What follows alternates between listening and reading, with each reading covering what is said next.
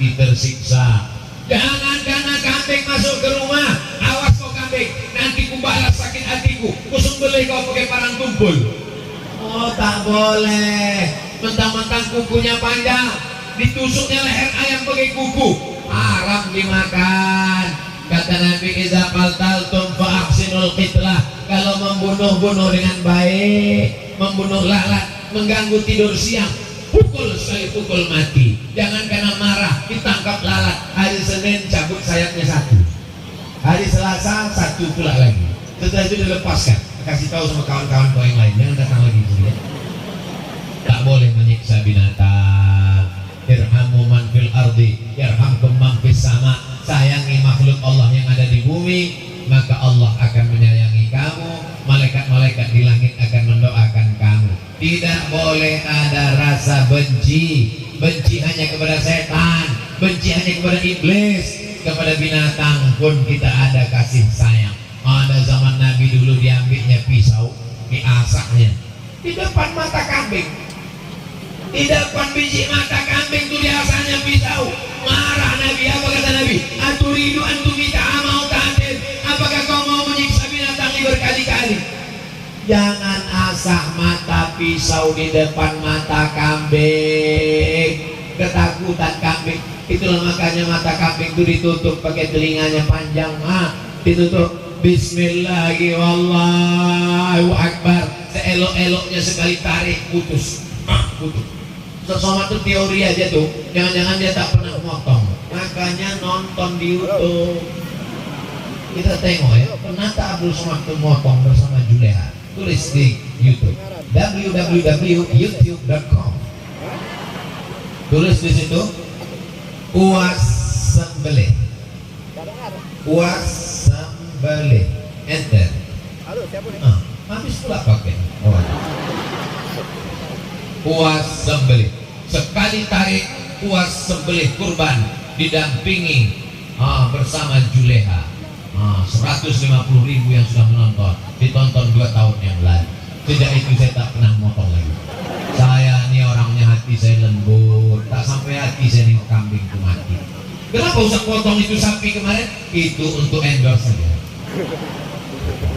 Kamera sudah menyala, siap semuanya. Bismillahirrahmanirrahim, Allahu Akbar. Sudah selesai.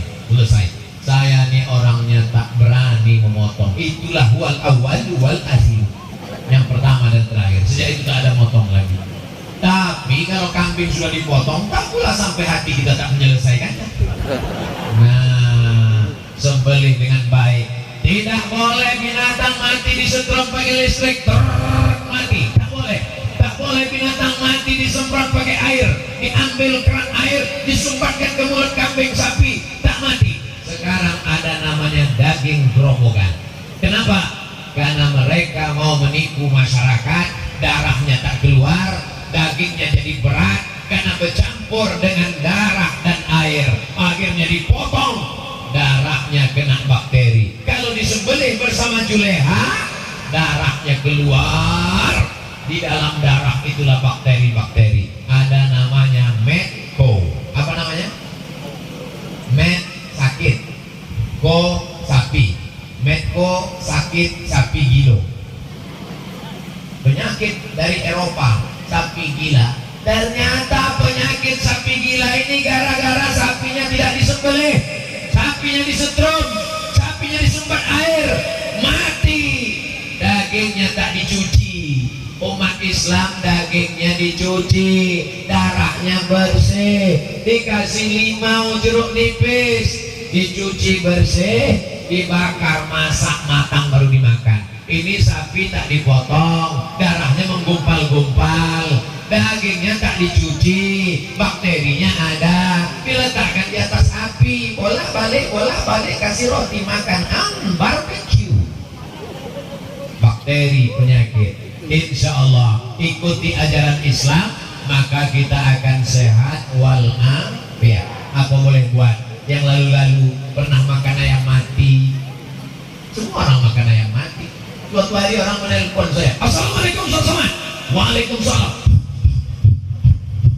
Bapak kenapa? Ini Pak Ustaz, ada kambing baru aja ditabrak mobil. Gimana nih Pak Ustaz? Boleh kami sembelih? Harus cepat sembelih, takut mati. Sembelih. Selesai itu handphonenya mati. Baru saya pikir, kambing siapa? Inilah jamaah nih kadang menjebak kita.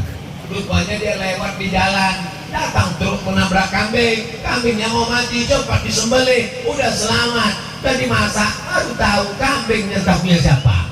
Pastikan dulu itu punya kawan, sahabat, tetangga, telepon dia, bro, ini kambing kau mau mati, kalau tak selamatkan ini coba potong lah kata dia, nanti pagi kau dapat 2 kilo yang lain ke rumah. Oke.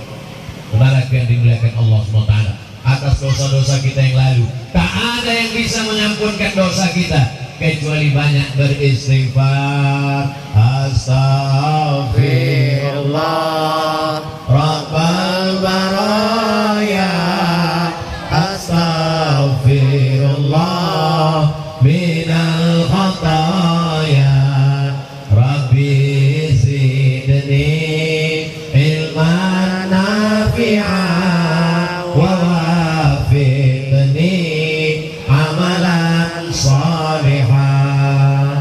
Ya Rasulullah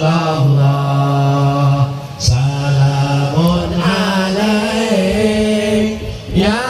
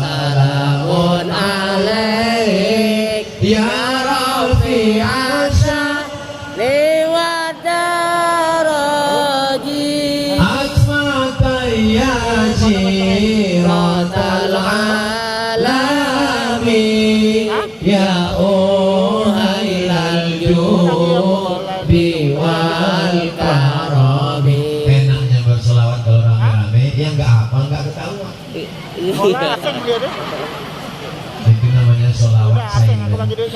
Bapak Ibu yang dimuliakan Allah Subhanahu wa taala, berdiri nanti pesantren Bidayatul Ulum, masjid 40 kali 40 meter. Kira-kira Ustaz Somad dapat pahalanya enggak?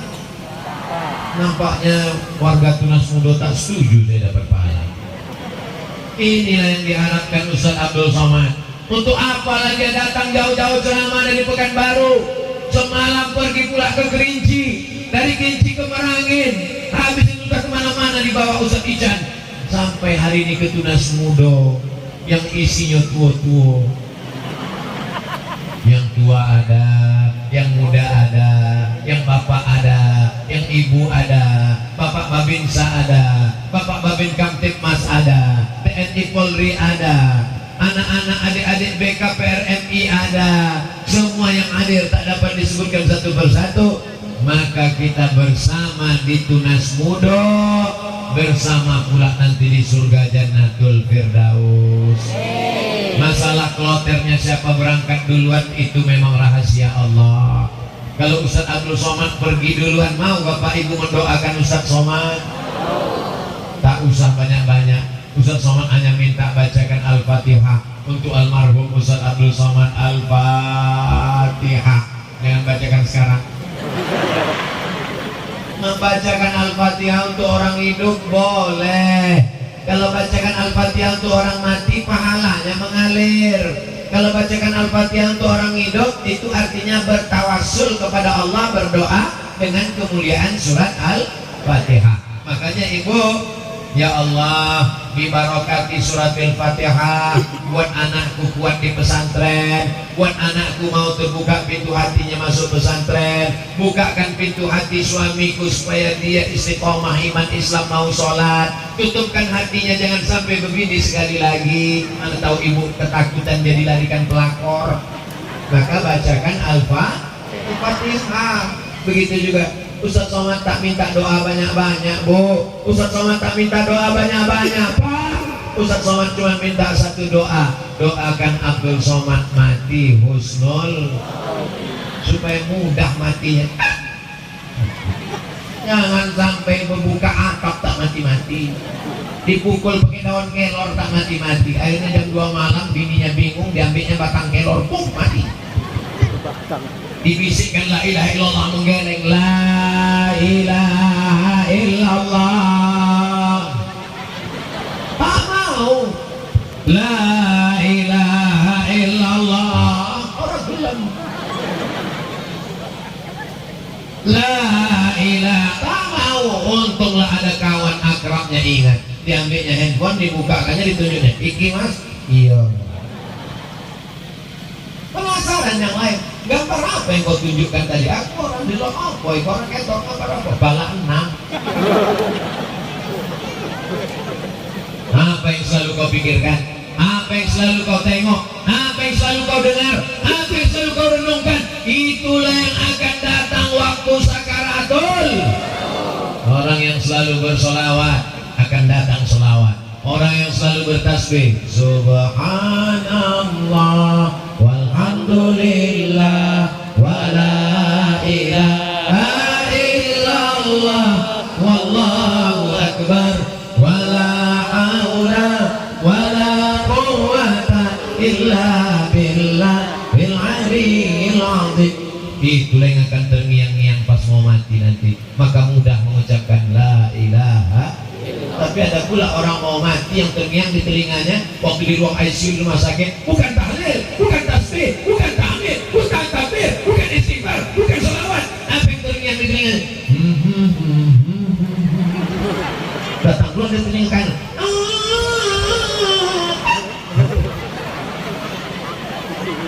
Kalau mau husnul khatimah, kata Nabi, banyak-banyak bersedekah.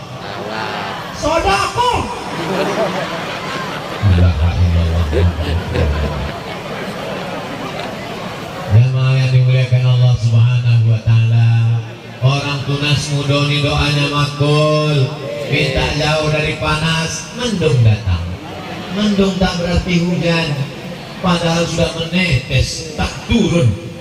Tak tahu tak dari mulut yang mana doa ini makbul. Hai orang tunas muda yang hatinya bersih, yang doanya makbul, doakan anak Ustadz Somad supaya jadi penghafal Quran. Yang pertama namanya Mizyan Hazik Abdillah, yang kedua namanya Sami Ahmad Misbahi Ibadillah. Duanya anak laki-laki, tak punya anak perempuan. Waktu di ronsen di rumah sakit USG, selamat Ustadz, anaknya perempuan. Begitu lahir, kata bu dokter, anak saya ini laki-laki perempuan, kenapa laki-laki? Anak Ustadz pandai menyembunyikan sesuatu. Mau anak laki, mau anak perempuan, yang penting soleh, nggak sodako. Mau anak laki, mau anak perempuan, yang penting suka sodako. Kita doakan anak kita kaya-kaya, sawitnya lebar, karet gotangnya luas, tanahnya sejauh mata memandang, tapi disodakohkannya untuk masjid pondok pesantren, mengalirlah pahalanya untuk ayah ibunya. Ini satu sak semen untuk almarhum ayah, ini batu bata untuk almarhum ama. Anaknya dapat, orang tuanya dapat, mengalir pahalanya. Ini sumur bor, anak yang bersedekah sumur bor, maka mengalir ke makam ayah emaknya pagi, petang, siang dan malam. Anak santri berwudu, mandi, makan, minum, masak dapur. Maka tapi jangan pula semuanya sedekah sumur bor, banjir pesantren. Saya mau setelah tablik akbar di Tunas Mudo ini ada sesuatu yang luar biasa. Amin. Bagaimana kemarin Ustaz Somad waktu datang ke Tunas Mudo?